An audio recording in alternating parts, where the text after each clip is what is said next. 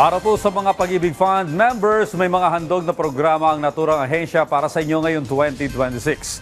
Samantala, binigyang pagkilala naman ang inyong pambansang telebisyon dahil sa paghahatid ng mga balita patungkol sa mga programa ng ahensya. Ang detalye niyan sa report ni Gab Villegas.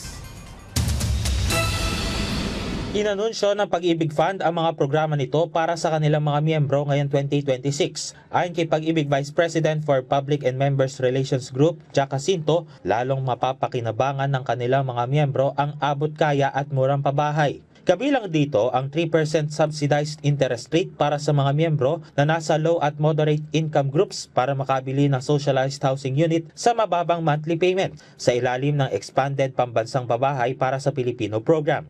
Ayon kay Jacinto, 10 taon na may enjoy ng mga first 30,000 members ang nasabing mababang interest rate. Sa ngayon, aabot na sa 7,000 ang nag-avail ng early bird promo. Pag-aaralan rin ng ahensya kung palalawigin pa nila ang dami ng mga miyembro na maaaring maka-avail ng programa. Pinababa rin ng Pag-ibig sa 4.5% ang annual interest rate para sa kanilang housing loan kung saan maaaring maka-avail nito ang unang 10,000 local at 1,000 OFW housing loan borrowers. Sa tulong niyan ay napapanatili nating malakas ang ating fiscal standing at dahil malakas ang ating fiscal position, nasusustain natin at kinakaya nating maghatid ng mababang interest na ang ibig sabihin ay abot kayang monthly payments sa housing loans ng ating mga miyembro.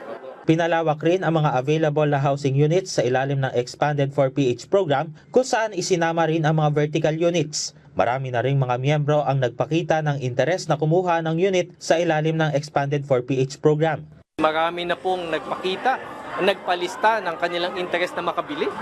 Marami na rin po ang nag-qualify at yung iba nga po ay nasa waitlist na yung status ng mga projects na ito. Ibig sabihin po niyan, may demand, may pangangailangan para sa socialized housing units at nariyan po ang Pag-ibig Fund na handang maghatid ng mababang pautang para sa pabahay para mabili at magkaroon sila ng sarili nilang bahay.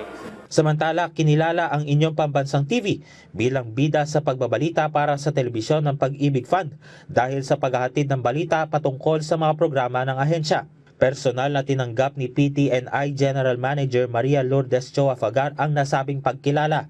Ayon kay GM Malu, mahalaga ang pagtutulungan ng PTV at Pag-ibig Fund na lalo pang maiparating ang mga programa at serbisyo ng ahensya sa mga miyembro.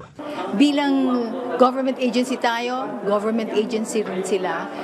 It is nice to know that we can help each other, promote each other, help each other in disseminating the right news at hindi fake news. Gab Villegas para sa Pambansang TV sa Bagong Pilipinas.